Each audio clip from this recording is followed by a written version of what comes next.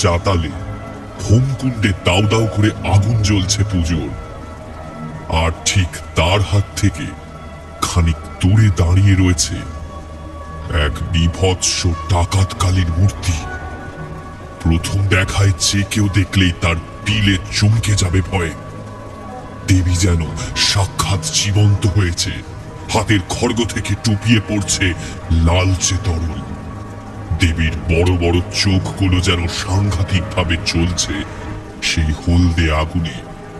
সমস্ত শরীর তার ঘোর অমানিসার মতো আঁধার, কিন্তু তবুও যেন সেই আঁধার ভীষণ রকমের জীবন্ত। দেবীর লালচে জিহ্বা সত্যি সত্যি আরো কিছুটা নিচে নেমে এসেছে। মুখে একটা স্পষ্ট ভয়াল ছাপ। কিন্তু এই মন্দিরে মায়ের বিগ্রহ তো থাকার কথা নয়। পুজো করা হয় একটা বড় কালো কোষ্ঠী পাথরে। এমন দৃশ্য দেখে দুপা পিছিয়ে এসে সেই জল কাদার মধ্যেই মাটিতে পড়ে যায় ব্রজেশ্বর। তার শক্তি ক্রমশ ফুরিয়ে আসছে বলে মনে হয় তার। কিন্তু বিপদ বোধ হয় আজ ব্রজেশ্বরকে কোনোভাবেই ছাড়বে না। হঠাৎই এক ভীষণ দর্শনধারী পুরুষ দাঁড়ালো তার সামনে। পুরুষটির পরনে রক্তাম্বর, মাথায় লাল ফেট্টি মাথা, গলায় হাতে অজস্র রুদ্রাক্ষের মালা এবং কপাল বরাবর এক লালচে তিলক কাটা। আকাশ ছোঁয়া লম্বা এবং দীর্ঘদেহী চেহারা। চোখগুলো যেন আগুনের ভাটার মতো জ্বলছে। মুখে ভয়ানক কুটিল হাসি, আর এক হাতে ধরে রয়েছে চকচকে এক বিশাল খড়গ, যার মাথার কাছটা তেল সিঁদুরে লেপা। বোঝাই যাচ্ছে দেবীর উদ্দেশ্যে পুজো করা সেটি। ভয় আর সোজা হয়ে উঠে দাঁড়ানোর ক্ষমতা থাকে না ব্রজেশ্বরে। সেই রক্তাম্বর বস্ত্র পরিহিত পুরুষটি এবার প্রচন্ড জোরে হাসতে থাকে। তার হাসির শব্দে যেন ডাকাতকালীর মাঠ কেঁপে ওঠে। না, এই হাসি কোনো সাধারণ পুরুষ মানুষের পক্ষে সম্ভব নয়। উদ্যত ভারী ব্রজগম্ভীর কণ্ঠে সে বলে ওঠে, হে দেবী, তুই নিজেই তোর বলি নিয়ে এসেছিস এখানে। নে মা, তুই এই বলি গ্রহণ কর। জয় তারা, জয় তারা।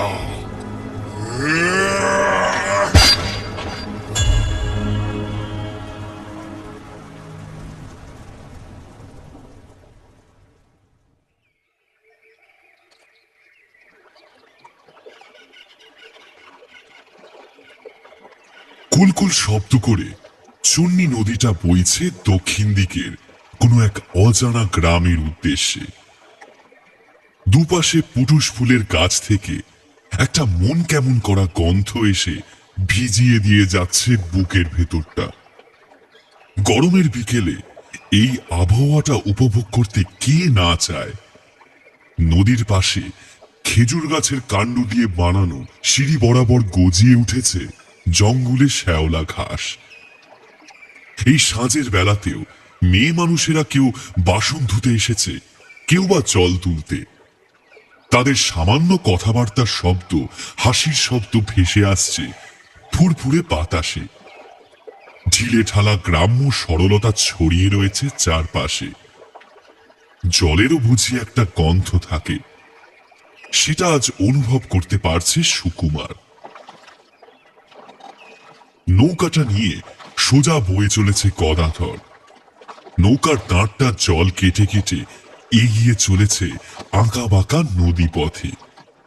এই গদাধর এখন সুকুমারের সঙ্গী বীরপুর যাওয়ার, অর্থাৎ মাঝি। বয়স একেবারেই অল্প ছেলেটার, বড়জোর বছর 20-21। সুকুমার তাকে এত অল্প বয়সে কাজে নামার কথা জিজ্ঞেস করাতে সে বলে, বাপটা গেল বছর কোথায় কাজের জন্য চলে গেল, আর ফিরল না। কোনো খোঁজ চিঠি কিছুই দিল না। তার কোনো খবর জানি না। তারপর থেকে সংসারের হাল আমাকে ধরতে হলো। বড় ছেলে আমি, এক ভাই আছে, সে বড়ই ছোট, আর মা। ছোট থেকে নৌকা চালাতে পারতাম, মাছ ধরতাম। এখন ওই কোন কাজে লাগিয়ে পেট চলছে আর কি। সুকুমারের মনটা এমন প্রকৃতির মাঝে থেকেও কেমন যেন বিষাদে ভরে গেল। কিন্তু তৎক্ষণাৎ একটা পানকৌড়ি জলের ভিতরে ডুব দিয়ে আবার উঠে পড়ার দৃশ্য দেখে মনটা প্রকৃতির কোলে সে ছেড়ে দিল। স্টেশন থেকে নেমে সোজা কিছুটা হেঁটে আসতেই চূর্ণির ঘাট। সেখান থেকেই গদাধরকে নিয়ে সোজা রওনা দিয়েছিল সুকুমার সিংহ রায়। বেশ লম্বা চওড়া বলিষ্ঠ চেহারা তার। গন্তব্য বীরপুর গ্রাম। ছোট্ট মাসির ছেলের মুখে ভাতের অনুষ্ঠান। তার মায়ের আপন বোন নয়, পিসির মেয়ে, মানে তার দূর সম্পর্কের এক মাসই হয় সে। কথা ছিল সুকুমারের মা আর দিদি আসবে, কিন্তু দিদির ছোট্ট ছেলেটার হঠাৎ কাল রাত থেকে এমন জ্বর হলো, অগত্যা তাকেই নিমন্ত্রণ রক্ষা করার জন্য আসতে হলো। গোদাই আর কতটা সময় লাগবে? সন্ধে তোর প্রায় হয়েই এলো। এই তো দাদা, এই তো চলে এসেছি প্রায় গ্রামের দিকে। কিন্তু আপনি যাবেন কোন পাড়া গায়ে? আমি বীরপুরে যাব ভাই। ওইখানে আমার ছোট মাসির বাড়ি। আজ রাতে থেকে কাল অন্নপ্রাশনের সব অনুষ্ঠান শেষে আবার কাল দুপুরে রওনা দেব। কিন্তু সুকুমার খেয়াল করল, কথাটা শোনা মাত্রই মাঝি গদাধরের মুখের ভাবটা কেমন যেন একটু পরিবর্তিত হয়ে উঠল। তার মুখের মধ্যে হঠাৎ নেমে এলো কালো অন্ধকারের মেঘ। সে কাঁপা কাঁপা কণ্ঠে বলল, দাদা, রাতের বেলা ও পথে গেলে তো ডাকাতকালীন মাঠ বেরোতে হয়। ও পথে যাবেন না, রাতের বেলা ভালো নয় ও পথ। তার মধ্যে আকাশটা কেমন যেন খোলা করে আইলো। বিকেলের নুইয়ে পড়া আবছা সন্ধ্যার আলোতে দুই পাশের গাছের তেরছা ছায়া পড়েছে জলে। তাতেই কেমন যেন দৈত্যের মতো লাগছে সেগুলো। মনে হচ্ছে জলের তলা থেকে বুঝি কোনো রাক্ষস তাকিয়ে দেখছে এক নাগাড়ে। কেন রে, রাতের বেলাও পথে কি সমস্যা? ডাকাত আছে নাকি? তবে শুনেছি এই সমস্ত নদিয়া বর্ধমানের জঙ্গলে জায়গায় এককালে বেশ ডাকাতদের উপদ্রব ছিল বটে। তবে এখনো যে আছে তেমনটা তো শুনতে পাই না। গত মাসেই তো আরো একটা লোকের মাথা কাটা শরীরটা পাওয়া গেল মাঠ থেকে। বজ্রেশ্বর না কি নাম জানো লোকটা। গ্রামের লোকে বড় ভয় করেও জায়গা। তারপর গলাটা আরো নিচু করে সুকুমারের কানের কাছে মুখটা নিয়ে এসে গদাধর বলল, আরো একটা কথা বলি, ও পথের ধার দিয়ে কেউ সন্ধ্যার পর গেলে সে আবার শুনতে পায় মন্দিরের ঘন্টা। মাঝে মাঝে ঘোড়া নিয়ে চিৎকার করে ছুটি আসে একদল ডাকাতের শব্দ। তবে সন্ধ্যার পর পথে কেউ বাড়ি ফিরে এসছে খুব কম শোনে। অনেকে নাকি ওই মন্দিরের মা ডাকাত কালীর ভয়ানক মূর্তিও দেখেছে। দিনের অন্য সময়ও মন্দির ভাঙা শ্যাওলা ধরা অবস্থায় পড়ে থাকলেও রাতেও মন্দির জেগে ওঠে। ডাকাতেরা সব পুজো দিতে আসেন মাকে। তাদের কুলো দেবী কিনা। জয় মা, জয় মা। আপনি ওপর দিয়ে রাতের বেলা ভুল করেও যাবেন না। ঘাট প্রায় চলে এসেছে দেখে সুকুমার ভাড়া সহ আরো বেশ কটা টাকা গদাধরকে বকশিস হিসাবে দিল। গদাধর যেন এতে খুশি হয়েও হলো না। তার মুখের মধ্যে সেই ভয়ানক কালো আঁধারের ছাপটা তখনও যেন মুছে যায়নি। সুকুমার চলে যাওয়ার পথের দিকে চেয়েও সে বিড়বিড় করে বলতে লাগলো, ও পথে রাতের বেলা ভুল করেও যাবেন না, ভুল করেও না।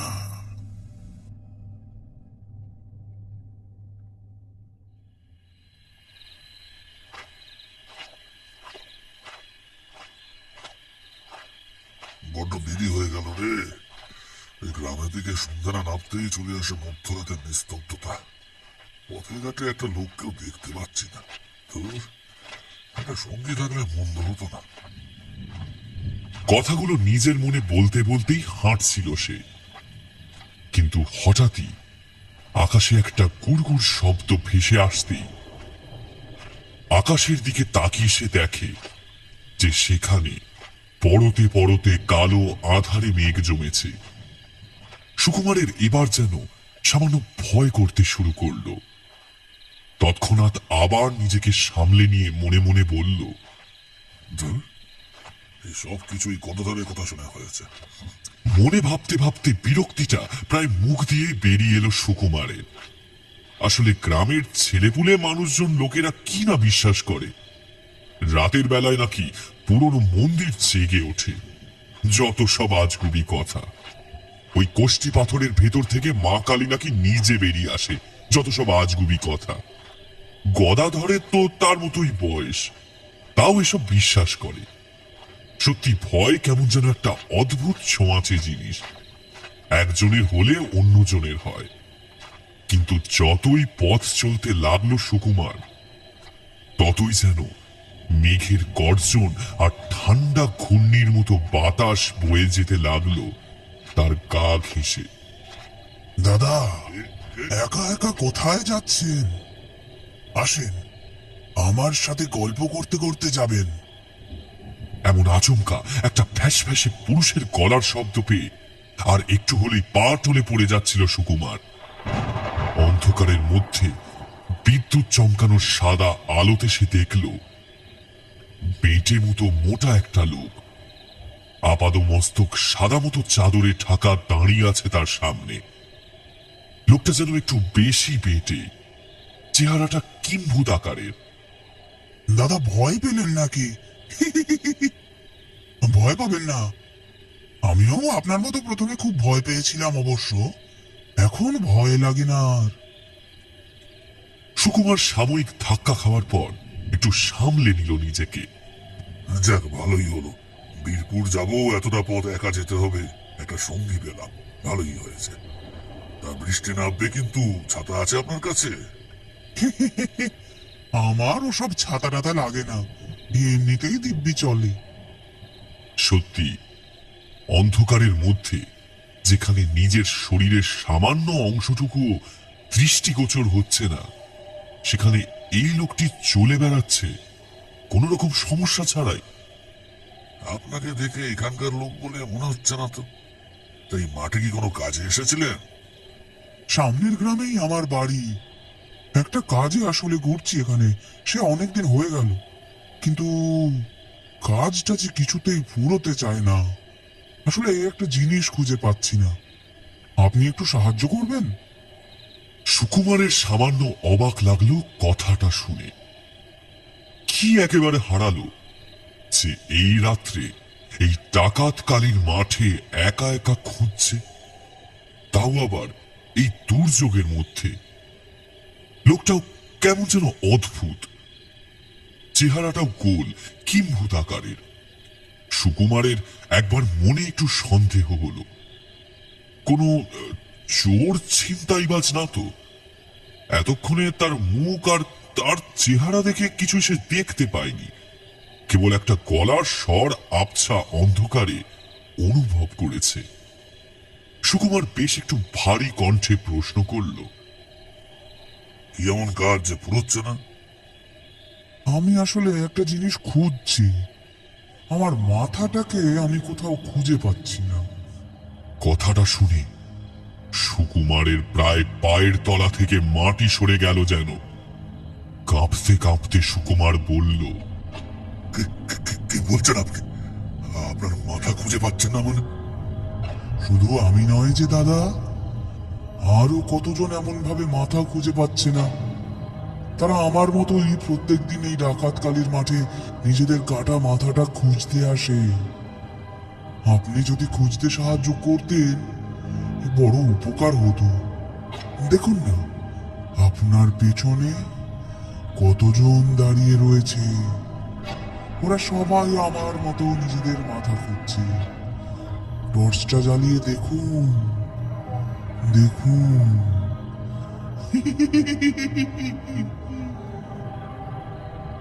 সুকুমার কাঁপা কাঁপা হাতে টর্চ জ্বালিয়ে যা দেখতে পেল তা দেখার জন্য বিন্দু মাত্র প্রস্তুত ছিল না সে। শুধু একজন নয়, শয়ে শয়ে কালো ছায়া মূর্তি দাঁড়িয়ে রয়েছে এবং তাদের প্রত্যেকেরই গলার উপরে কোনো মুন্ডু নেই। ছায়া ছায়া আবছা শরীর প্রত্যেকের, কেউ কেউ তাদের মধ্যেই যেন মাটির মধ্যে হাতড়াচ্ছে। সেই শরীর ভেদ করে টর্চের আলো পড়তেই কেবল একটু অস্পষ্ট হয়ে বাইরে বেরিয়ে পেছনে গিয়ে ছড়িয়ে পড়ছে অনবরত। সুকুমারের মনে হলো তার পা দুটোকে কেউ মাটির সঙ্গে শক্ত করে আটকে ধরে রেখেছে। সে যেন চেষ্টা করলেও নড়তে পারছে না, তার সমস্ত শরীর জড় বস্তুর মতো ঠায় দাঁড়িয়ে। ধীরে ধীরে সেই স্কন্দ কাটার ভিড় তার দিকে এগিয়ে আসতে থাকে ক্রমশ। 1, 2, 3 এগিয়ে আসতে থাকে সাক্ষাৎ সমনের দল।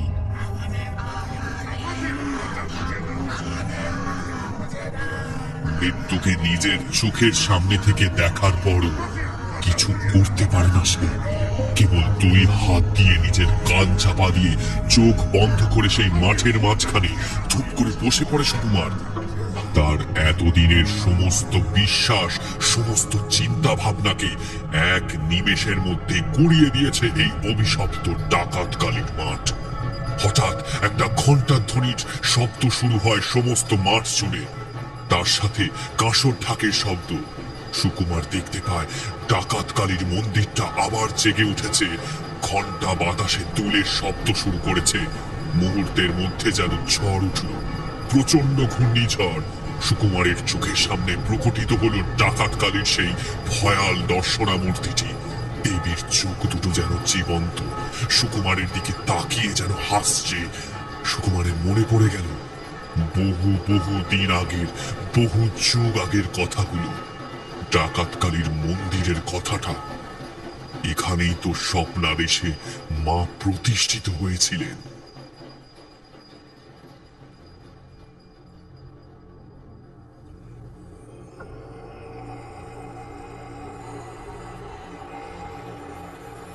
উনিশ শতকের মাঝের সময় সমগ্র রাঢ় বাংলা তখন অরাজকতায় ভরে গেছে। একদিকে অত্যাচারী রাজারা লুট করছে, অন্যদিকে বৈদেশিক শক্তি লুট করছে বাংলার সাধারণ খেটে খাওয়া সম্প্রদায়কে। তাদের জীবনে নেমে এসেছে দুর্ভিক্ষ, যন্ত্রণা, কষ্ট। তাদের মধ্যে সেই সময় বাংলার ভয়ের আরো একটা কারণ ছিল, ডাকাত, বাংলার ডাকাত। দয়া মায়াহীন এইসব ডাকাত দল শুধু লুট করতই না, সুযোগ পেলে মুন্ডু উড়িয়ে দিত এক কোপে। বাংলার জমিদার, রাজা, প্রজা প্রত্যেকের ভয়ের কারণ ছিল এই ডাকাত দল। বাংলার নদিয়া, অবিভক্ত বর্ধমান এবং আরো অন্যান্য জেলা উপজেলায় ঘন জঙ্গলে পথের আড়ালে ছিল তাদের ডেরা। ঠিক সেই সময় ডাকাত সর্দার অচিন্ত মুন্সির শিষ্যত্ব গ্রহণ করেন ভূদেব তর্কবাগীশ। অচিন্ত মুন্সির আমলে বাঘে গরুতে এক ঘাটে জল খেত। মানুষ তার কথা শুনলেই দিন দুপুরে ভিমরি খেত ভয়ে। তবে অচিন্ত মুন্সির সমস্ত শিষ্যের মধ্যে অন্যতম প্রধান ছিল ভূদেব তর্কবাগীশ। রানাঘাট চাকদাহ এলাকা আদিশক্তি সাধনার পীঠস্থান ছিল আগে। সেই নির্জন জঙ্গল ঘেরা পথে এসে স্থায়ীভাবে নিজেদের ডেরা বাঁধল ভূদেব তর্কবাগীশ। পেল্লাই চেহারা, মোটা গোপ, চোখগুলো যেন সবসময় জবা ফুলের মতো লাল হয়ে রয়েছে। হাতের লাঠি এক ঘায়ে কত মানুষের যে তৎক্ষণাৎ মৃত্যু হয়েছে তা ঠিক নেই। নিজের দলের প্রায় ৮০-৯০ জন ডাকাতের সর্দার হিসেবে ঘোষণা করে সে নিজেকে। একের পর এক রাজার প্রাসাদ, উচ্চবিত্তের ঘর, জমিদার, ব্রিটিশ কোষাগার কিছুই বাদ ছিল না তার প্রকোপ থেকে। কখনো নিজের দল ধরা খায়নি কারোর কাছে। তার ভয়ে বিকেলের পরে মানুষ ঘরের দরজা এঁটে বসে থাকত। কিন্তু আচমকা বিপদ থেকে মুক্তি পায়নি ভূদেব তর্কবাগীশ। হঠাৎ দলের শক্তি শিথিল হতে থাকে। পরপর ১০ থেকে ১২ জন ধরা পড়ে সরকার বাহাদুরের নতুন পুলিশের দলের হাতে। কয়েকজন কোতোয়ালিতে বন্দী হয়, কতজনকে প্রাণ হারাতে হয়। মাথায় হাত পড়ে ভূদেবের। ভূদেব ছিলেন ডাকাত দলের প্রধান সর্দার, পাশাপাশি একজন কালী ভক্ত। মা বাবা পরিবারহীন নিষ্ঠুর ডাকাত দলের সর্দার ভূদেবের একমাত্র আপন ছিল মা কালী। একমাত্র তার সামনেই সে মাথা নোয়াত। নিয়মিত তন্ত্র ও শক্তি সাধনা করত। সেই সময় অবশ্য প্রচুর ডাকাত তাদের কাজ সঠিকভাবে পরিপূর্ণ হওয়ার জন্য কালী পুজো শুরু করেছিল। বাংলার বহু জায়গায় তাই শুরু হয়েছিল তান্ত্রিক পদ্ধতিতে ডাকাত কালীর পুজো। তবে ভূদেব তর্কবাগীশ যেন মাকে দেখতে পেত। নিজের মায়ের মতোই সে ভক্তি করত কালী মাকে। সব জায়গা থেকে বিতাড়িত হয়ে শেষে মায়ের পায়ের তলায় পড়ল সে। মা, মারে বাঁচা, তোর খোকাকে বাঁচা মা। ডাকাতিকে সাধে করি, দেশের এত মানুষ খালি পেটে মরছে। জোচ্চোর জমিদার গুলো, লালমুখ ইংরেজ গুলো দেশটাকে শেষ করে দিল মা। গরিবগুলো খেতে পায় না ওদের জ্বালায়।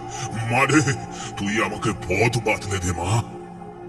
ঠিক সেদিন রাতেই ভূদেব তর্কবাগীশকে স্বপ্ন দেন দেবী। সেই বীভৎস রূপ তার, বড় বড় চোখগুলো যেন সাংঘাতিকভাবে জ্বলজ্বল করছে। সমস্ত শরীর তার ঘোর অমানিসার মতো আধার, লালচে জিহবা সত্যি সত্যি আরো কিছুটা নিচে নেমে এসেছে। মা ভয়াল রূপিণী, তিনি ভূদেবকে বললেন তার সাধনা স্থলের পূর্বমুখ বরাবর হেঁটে গেলে একটা কোষ্ঠী পাথর পাবে সে। সেখানেই পঞ্চমুণ্ডির আসনে মাকে যেন প্রতিষ্ঠা করা হয়।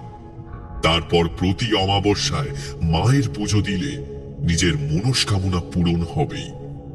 কিন্তু গন্ডগোল শুরু হয় এখান থেকেই। পরদিন ভোরেই স্বপ্নাদেশের নির্দেশ মতো পূর্ব দিকে হাঁটতে শুরু করল ভূদেব। মাঠ পার করে একটা বন জঙ্গলের ঢাকা জায়গায় গিয়ে সে পড়ল। কিন্তু কোথায় পাথর? এত জঙ্গলের মধ্যে এদিকে চলাই তো দুষ্কর। ঠিকভাবে কিছুই দেখা যাচ্ছে না। এর মধ্যে পাথর খুঁজবে কোথায়? হাতে হাতড়ে কোন রকমে খানিকটা এগোতে গিয়ে একটা বাকুড় গাছের তলায় হঠাৎ করে হুড়মুড়িয়ে মুখ থুবড়ে পড়ল ভূদেব। সে হোঁচট খেয়েছে মাটি থেকে বেরিয়ে থাকা একটা কালো পাথরে। সেই কালো পাথর উদ্ধার করে ভূদেব তর্কবাগীশ। নিজের হাতে সে পঞ্চমুণ্ডির আসন স্থাপন করে। তারপর গড়ে তোলে মায়ের মন্দির। শোনা যায় যে প্রথমবার এক অমাবস্যার নিকষ কালো আধার রাতে পুজো সম্পূর্ণ করলে ভূদেবের সামনে নাকি সেই কোষ্ঠী পাথরের চির ধরে। দেখতে দেখতে সেই পাথরের ভেতর থেকে বেরিয়ে আসে মায়ের পাথর মূর্তি। এরপর ভূদেব তর্কবাগীশের প্রচন্ড ভক্তি আর ভালোবাসায় সেই পাথরের মূর্তিও যেন জীবন্ত রূপ পায়। কিন্তু লোভ মানুষকে শেষ করে দেয়। লোভ কখনো শান্তি দেয় না। ঠিক এটাই ঘটল ভূদেবের সাথে। দেবীর কৃপায় সমস্ত বিপদ কেটে গেল। আবার আগের ছন্দে ফেরে তার সমস্ত ডাকাত দল। শুরু হলো প্রতিনিয়ত ঘটা করে মা ডাকাত কালীর পুজো। ক্রমাগত চলল পশু বলি, এবং এক সময় শুরু হলো মানুষ বলি। হ্যাঁ, ঠিকই, মানুষ বলি শুরু হলো। ওদের দল কোনো কাজে যাওয়ার পূর্বে শুরু করে মানুষ বলি। সেই বলির জন্য প্রাণ দিতে হতো পথ চলতি সাধারণ মানুষের। কিন্তু রক্তের স্বাদ যে বড় স্বাদ। ধীরে ধীরে একরকম প্রায় নরপিশাচ হয়ে ওঠে ভূদেব তর্কবাগীশ। প্রায় প্রতিনিয়ত মানুষের বলি চড়াতে থাকে ডাকাত কালী মায়ের পায়ে। নরহত্যা করে সে হয়ে ওঠে এক মহাসাধক। নিজের তন্ত্রবিদ্যার চালে মানুষকে আচ্ছন্ন করে বশীকরণ করে ডাকাতি করে সে। আর প্রতিবার ডাকাতি করে তুলে নিয়ে আসে তার পরের বলি। ছোট বাচ্চা, বুড়ো, কুমারী, মেয়ে, বিবাহিত নারী সবার মুন্ডুচ্ছেদ করে সে তাদের রক্তে প্রতিদিন দেবীকে স্নান করাতে থাকে। সেই নরপিশাচ ভূদেব তর্কবাগীশ তখন মৃত্যু খেলায় মেতেছে। দেবীও বোধহয় এত অনাচার সহ্য করতে পারেনি। একদিন মহাদেব হরিজনের ছোট মেয়েকে তুলে আনে ভূদেব তর্কবাগীশ। মেয়েটি তখন সদ্য বিয়ে করে তার স্বামীর সাথে নতুন সংসারে যাচ্ছিল। তার সোনা দানা সমস্ত কিছু হরণ করার পরেও মেয়েটাকে ছাড়েনি সেই নরপিশাচ। মেয়েটার কোনো আকুতি মিনতি কিছুই যেন তার কানে প্রবেশ করছিল না। এক মাথা লাল সিঁদুর, হাতে শাখা পলা লাল বেনারসি পরে তার নতুন শ্বশুর ঘরে ওঠা হলো না। তার আগেই নিজের জীবনটা দিতে হলো ভূদেব তর্ক বাগিসের ঘর গিয়ে। মহাদেব হরিজনের ছোট্ট মেয়েটা ছিল মা কালী ভক্ত, মা কালীর এক নিষ্ঠ পূজারী। তার মুন্ডুপাতের সঙ্গে সঙ্গে মা কালী যেন সেই মূর্তি থেকে আবির্ভূত হলেন। রাগে ক্রোধে অগ্নিকর্মদেবীর গর্জন ফেটে পড়ল এই ডাকাত কালীর মাঠে। শয়তান, পাপিষ্ঠ, নিজের কৃতকর্মের ফলের জন্য তোর মৃত্যুতেও মুক্তি নেই। তুই শত শত বছর এই স্থানেই আটকে থাকবি। তোর আবার জন্ম হবে